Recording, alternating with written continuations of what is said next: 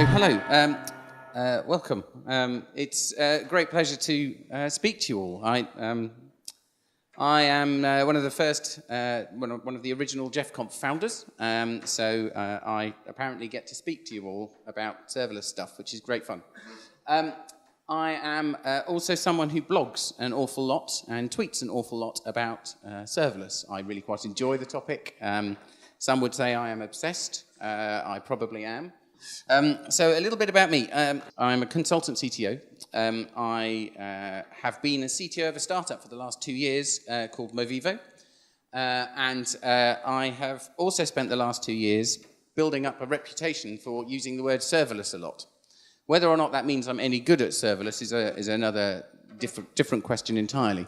But I have also been an AWS user for roughly 10 years, so pretty much since it started. So I kind of like AWS a lot.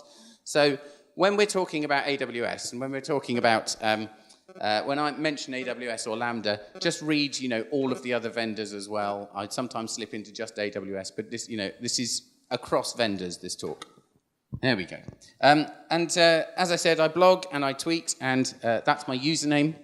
And I'm also the person that came up with the word Jeff. Now, we are at JeffConf. This is the second JeffConf.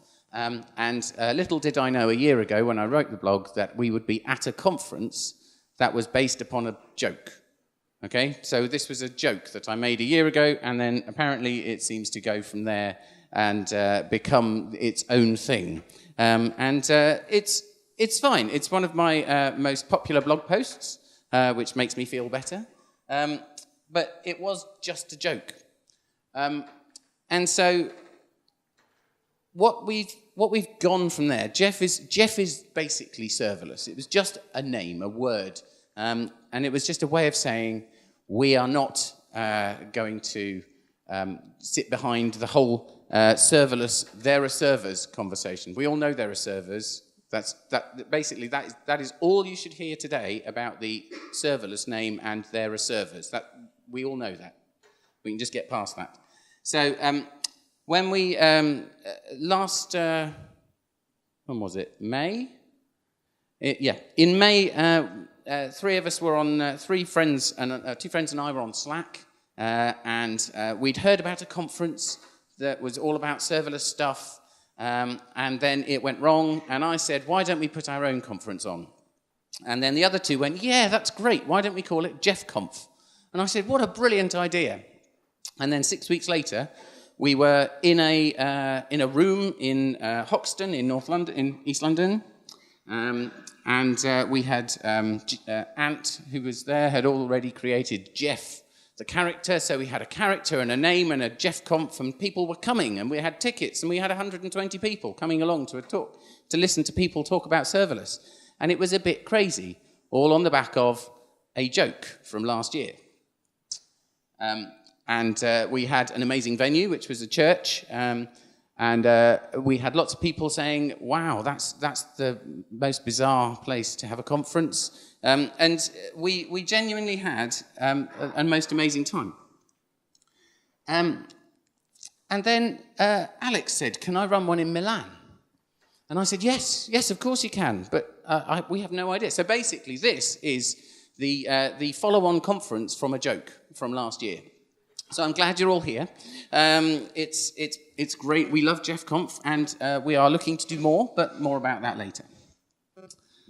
So I'm going to hope the clicker's going to work now. So the talk that I kind of prepared and wanted to talk, is where are we with serverless? What does it mean? How are we? How is the world of serverless at the moment? Why are we even bothering? Should we bother? So I kind of wanted to talk about all of those elements. This does not work. So I'm going to put that back down and just keep using that. So a little bit of history. So serverless has actually been, the idea of serverless has actually been around for a very long time. If you listen to, who has heard Simon Wardley's talk from the first JeffConf? There's a few of you. There's a video of it. It's really well worth a watch. Strategically, from a strategy point of view, serverless is going to become very important. And he claims to have created the first function as a service in about 2006. The fact that none of us have heard about it basically means that we have no idea if he's telling the truth or not. But that's fine. I'm pretty sure he is. But he claims to be the first, and I'm quite happy to go with that.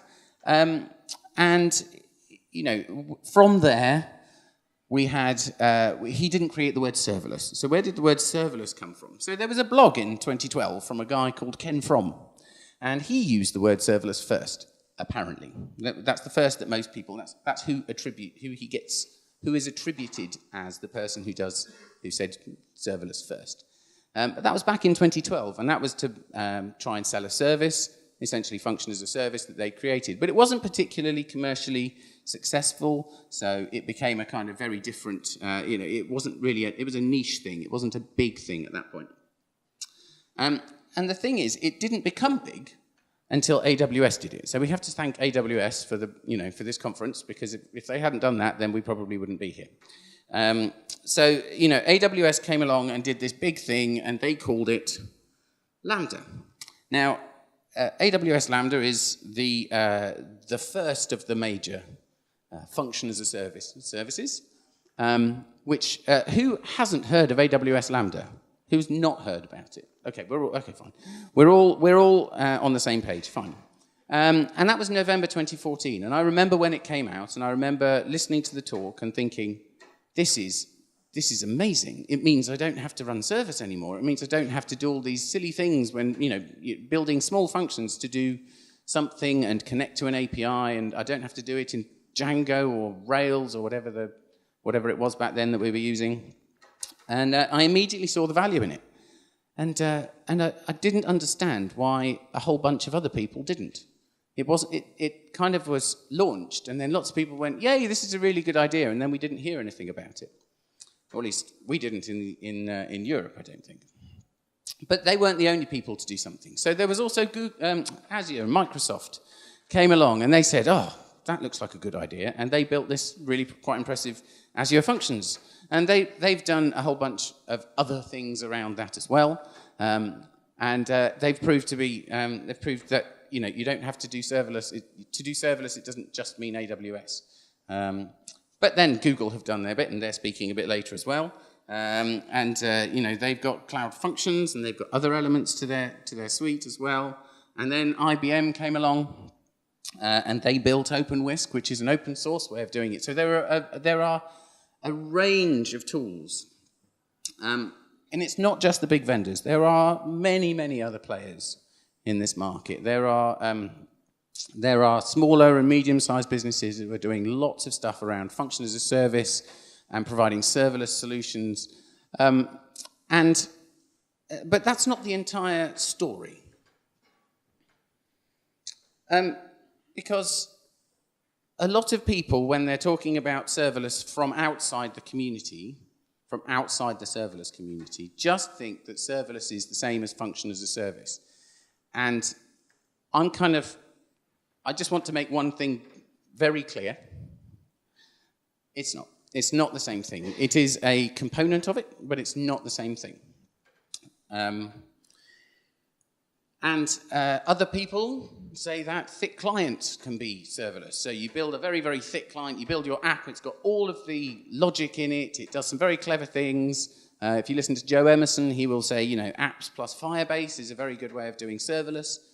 I'm not completely sure I agree, but some would say it is, and maybe it is. Maybe we should kind of look at it from a broader perspective beyond just functions.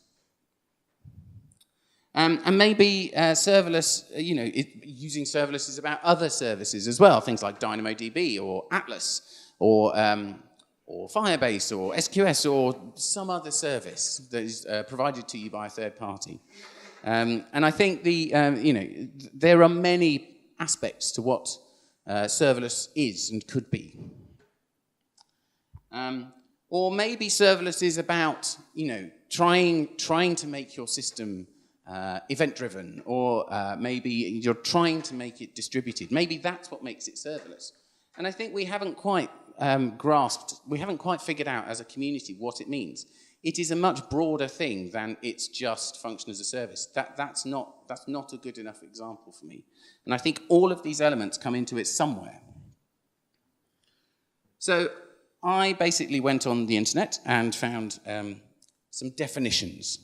Now, this is going to be, some of this is really ridiculous English, okay? So I apologize if the English is because I don't understand some of it. I'm just telling you that one now.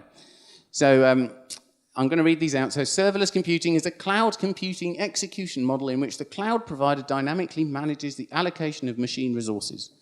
Now, if you ask me, that's a definition of function as a service. I don't think it's necessarily a definition of exactly how the serverless world works, in my view. Or we might have applications that significantly or fully depend on third-party applications in the cloud to manage server-side logic and state. And again, I would say that's a function as a service definition, not a serverless one. Or we might have an even longer one, which has got the word ephemeral in it, which I kind of think it gets all very complicated at this point as to exactly what that actually means, and I don't really fully understand it myself. And then someone else uses the word ephemeral compute power that comes into existence on request and disappears immediately after use. Now, the fun bit about this one is that it's like there's a magician standing there and going, poof, and then all of a sudden this stuff happens over here, and it's all magic, and then it disappears again, and then it goes poof, and then there's another. It's kind of like serverless is magic in people's minds. And I just think it's not that complicated and not that difficult. So I don't really quite know where we're going. And then I come along and I say that serverless is Jeff, and just annoy everybody because it just makes it more fun. I think we haven't, as a community, figured out what it means, and I do apologise for the Jeff thing. So I think serverless is very complicated. I think a lot of people's ideas of what it is come from the AWS Lambda world, and that's not wrong. It's just that that's where most people have tried it first. And I think we just need something a little bit more inclusive, and I think we need something that is much more about saying that actually it's not just function as a service. They're not the same thing.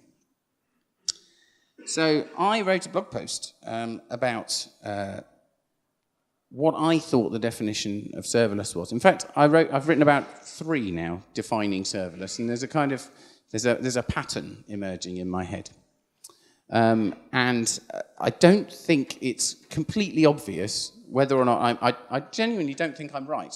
I'm saying this simply to open up a kind of bigger discussion. So what I basically said is, and I've put this one in Italian, right? Okay. So this is the tweet. Okay, is everyone ready for this? Okay, that's what you take a photo of, and no, it's fine, don't worry. That's the tweet. This is the one slide. If you take nothing away from this conference other than this one slide is what needs to go out to your community, and that's because I'm going to try and say it in a minute. You ready? So a serverless solution is one that costs you nothing to run if nobody is using it. Now, excluding data storage. So let me try this. I don't speak Italian. This is going to be fun. So, una soluzione è davvero serverless solo se ti costa quasi zero quando nessuno la usa. Thank you. That's as good as it gets. So the idea of this is very simple. To take away the idea of the technology being the key and put in place a completely different idea of, actually, if you take away every single user you've got, how much does your system cost to run? Every single one. You may have some files in S3 or whatever storage you've got. I'm using the AWS world. Or you may have some storage in DynamoDB. But literally, if nobody is on your system, it should cost you nothing. That's what I see as being serverless. Because then an event drives something that then triggers something else and makes your system work and provide stuff, and then stops being needed. So it is a little bit of magic, where you just press a button and it all happens and then it stops again. So maybe that original definition wasn't a bad one. So I've kind of put a little idea of what I think the stack is. So I spent 2 years building, being the CTO of a company called Movivo, and those 2 years were basically building up a small team, and our stack was a lot of those bits and more, and a lot of third-party systems. And actually what we found was that if nobody was using our apps, so we had apps, Android apps, and if nobody was using our apps, the system would basically not be doing anything. And it was great, because it meant that we didn't have to maintain anything.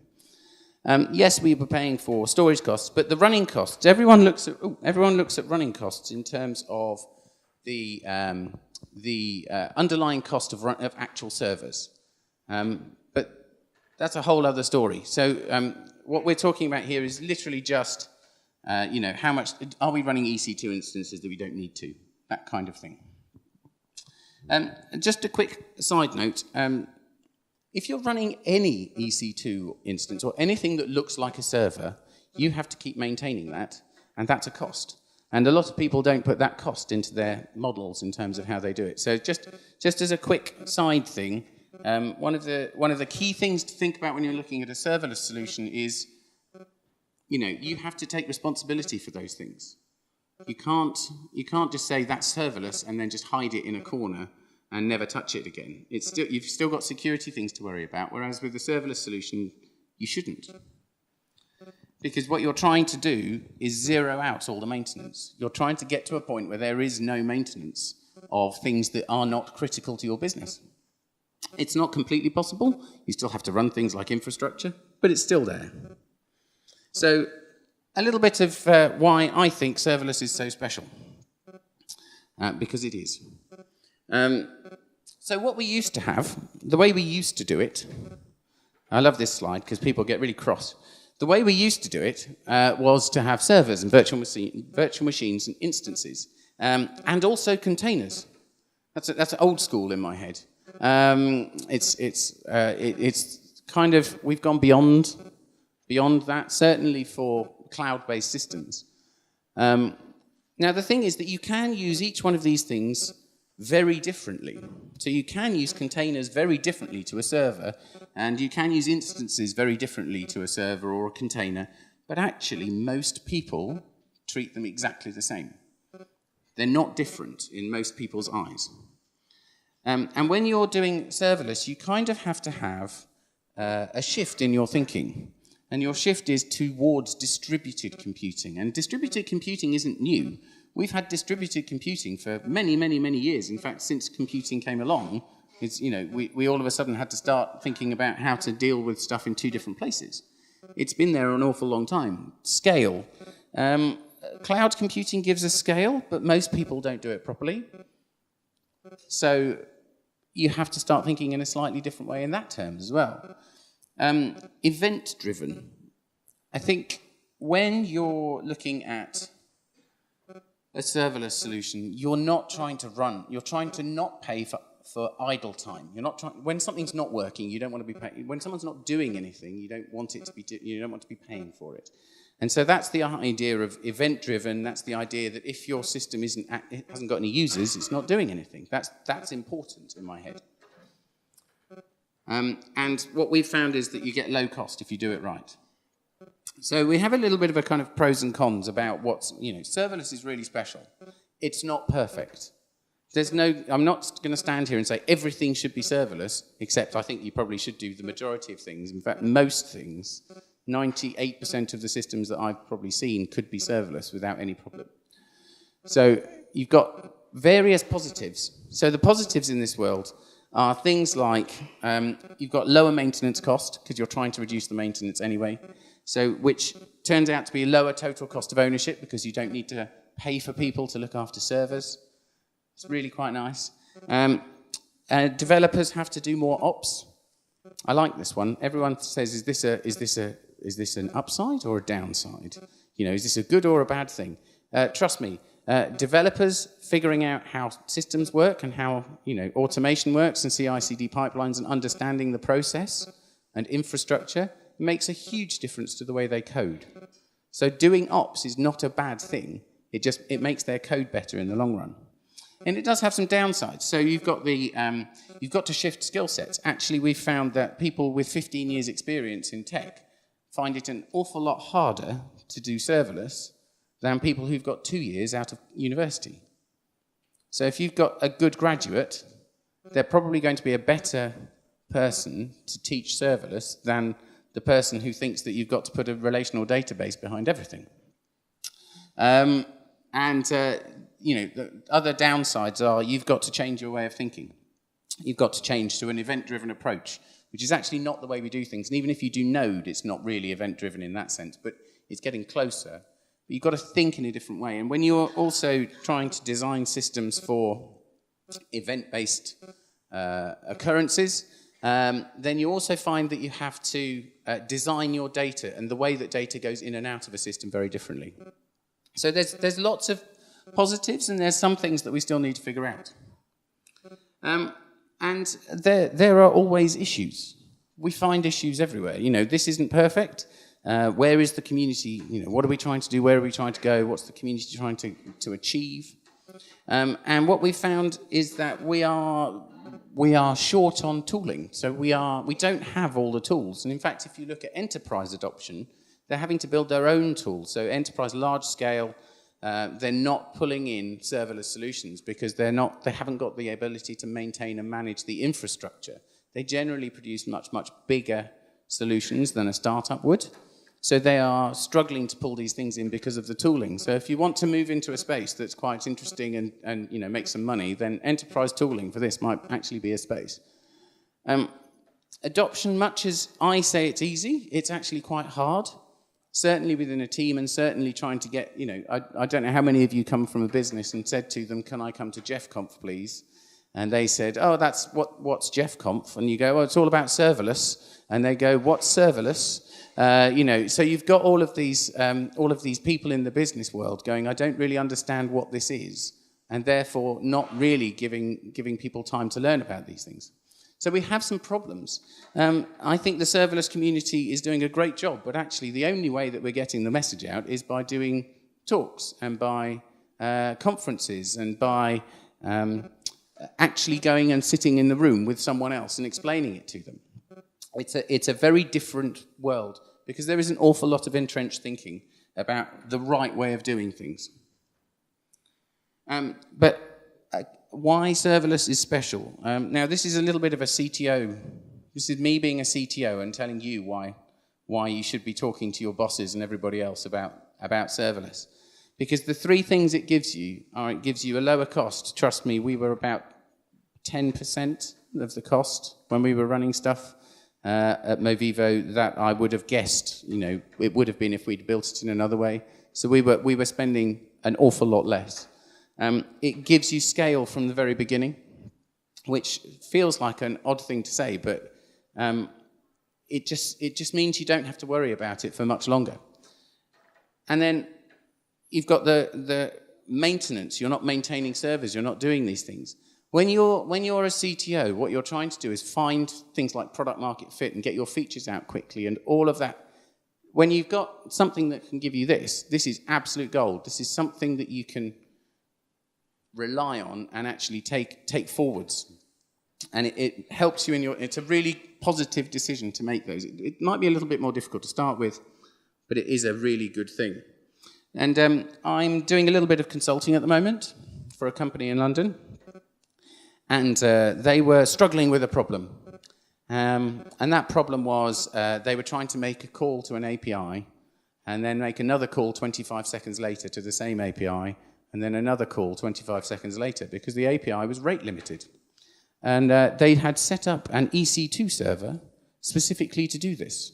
And it was just calling this API every 25 seconds over and over and over again and doing some calculations on the data that it was getting back.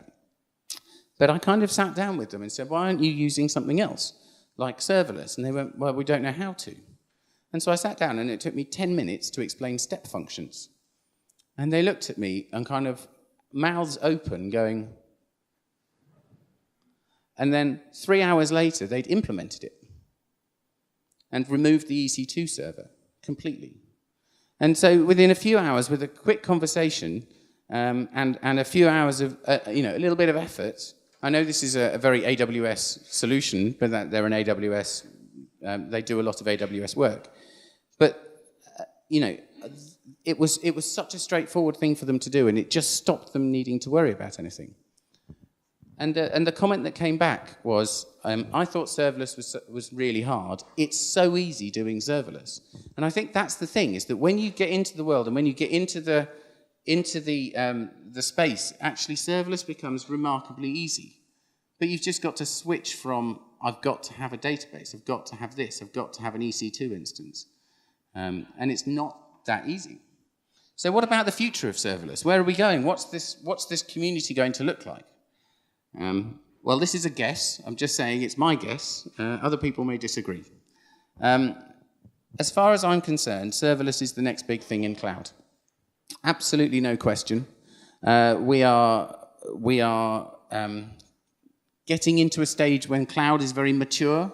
So everyone's heard of it. Everyone knows what it is.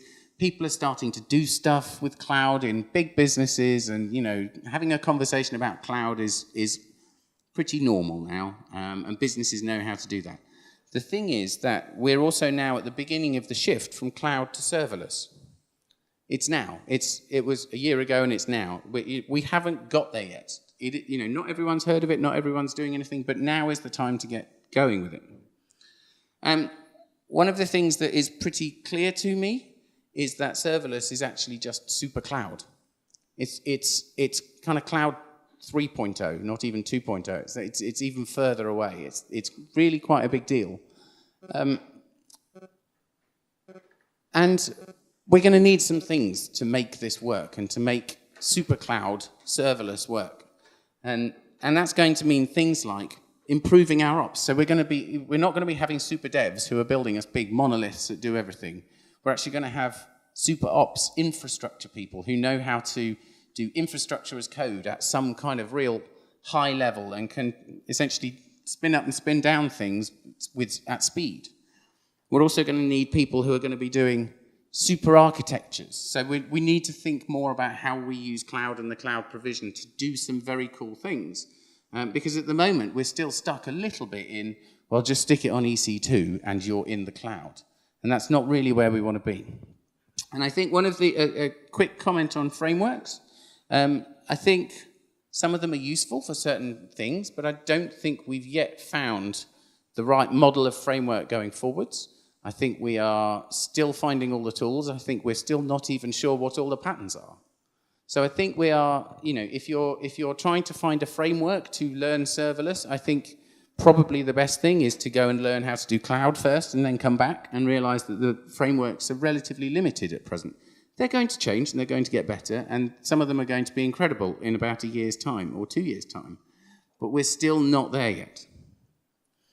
And I think in terms of the impact of serverless on the future, I think we are going to end up with faster feature velocity, because one of the things we found within Movivo was a significantly increased speed of developing features, and we reduced the number of bugs we were trying to fix significantly.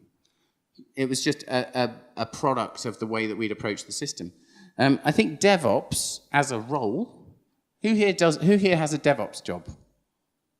We've got one person who is, three brave people. I think those roles are like a sysadmin from 20 years ago. We had loads of sysadmins 20 years ago, and about 10 years ago, whenever it was, 7 years ago, we all of a sudden started getting lots of DevOps people, and the sysadmin people started slowly going, there's still a few of them out there, but there's not that many. And I think we're going to have the same with DevOps, is that there's going to be a lot of DevOps people, and then it's going to reduce because people are going to be able to code their own infrastructure without the need for the DevOps people.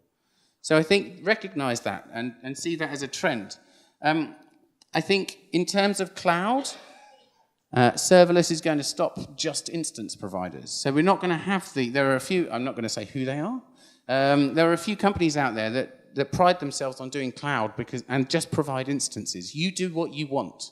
And I think they're going to struggle because I think the ecosystem around serverless solutions is much more important.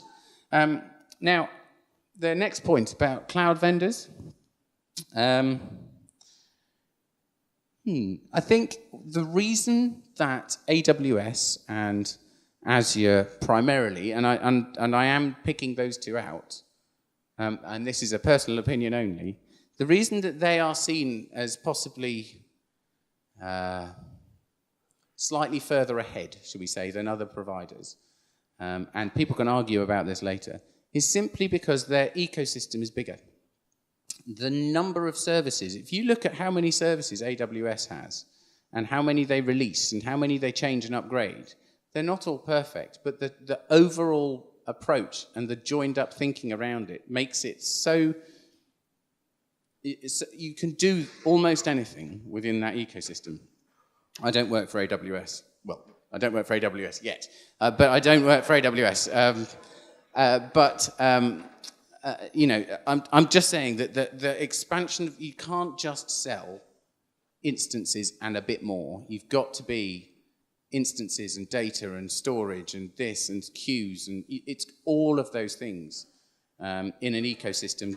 And I think the cloud vendors that take that on will be the ones that become the serverless ones over time. And I've mentioned the build cost and maintenance cost. It will impact on those as well.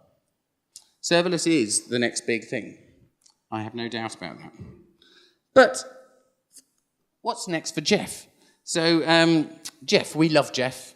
Jeff is our mascot and the person, the naming of this conference. And as Alex said, we love community conferences. We love the community. We love you lot. You turned up to a conference called JeffConf. In many years to come, you'll be able to say you were at this conference. It's lovely. And actually, we've been asked to run or support JeffConfs around the world. We haven't done anything much more than Milan yet, and we're thinking about exactly how to go about that. But the really big thing is that everyone that's run a conference so far, myself, Ant, who's over there, just so you know, the person in the green T-shirt over there, waving, he was one of the other organisers for London, so go and talk to him as well. And he's wearing the original JeffConf T-shirt. We can't run we can't run all these conferences. These are community conferences, not conferences for us to make money. So I'm not, we're not getting paid for stuff, and we have jobs, so we can't just spend all our time on it. So we're looking for, people to come and help us run conferences. And one of the things that we found is that everyone loves Jeff. And Jeff loves events, and he likes these conferences. And we've also found that JeffConf is confusing to people. My wife thinks it's a terrible name, for example. She's slightly embarrassed about the fact that every time I put on Facebook that I'm going to JeffConf, everyone else messages her and says, "What's JeffConf?" And then she has to explain what serverless technology is. And then, it descends into a mess. So we don't like it, or she doesn't like it. And I also know that bosses often find it difficult to explain what JeffConf is to people. So we're kind of opening up a discussion at the moment, which is that should we change the name? And I know that you've all come, and it's actually a lot of fun. But we're just trying to work out in terms of, we're going to run an open question. It's an open question for the community, and we're going to run a poll and try and get some feedback from the entire community, not just you. But we've kind of thought maybe we should call it EventConf because events.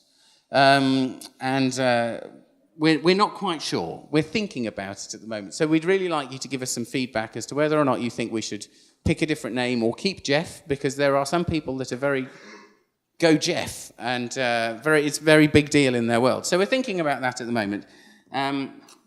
So we'd like your feedback anyway. This is a growing community, and it is a community. It's you guys. It's not me, and it's not Ant, and it's not Alex, and it's not everybody else who's up here. It's you guys. You guys make this. And if you want to call it Jeff for the next 10 years, we will happily go with that. But if you want to change the name as well, we'll happily go with that too. But we're just saying, we recognise that going to a boss and saying, "Can I go to JeffConf?" is not the easiest thing in the world. Maybe we should call it something and then formally known as JeffConf, and then we can all be happy about it. But I don't know. We're going to ask you anyway. And also, if you want to run a future event, please come and talk to us. Now, I'd like to say that please don't run one in Milan next week, because that won't work. But maybe, other parts of Europe, I'm assuming. Okay, here's a good question. Who here is from Italy? Good. Who here is from outside Italy? There's a few of us. It's good. So, outside Italy, you are perfectly welcome to come and talk to us about this. And anyone from, southern Italy, probably, that would be a good time, maybe next year. Talk to Alex, and we'll see what happens. But yes, please get in touch with us. So just as a kind of recap of the state of serverless, where are we? I think it is the future of cloud, and I think it's the future of technology, well, the majority of technology anyway.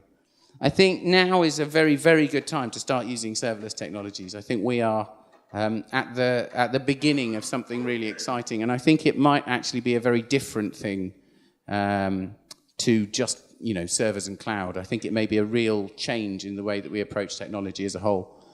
I think it's going to have impacts on your jobs, whether you like it or not. So now is probably a great time to get involved, because you're going to have to get involved with it sooner or later. So I just want to ask you to go and be more serverless. Thank you very much.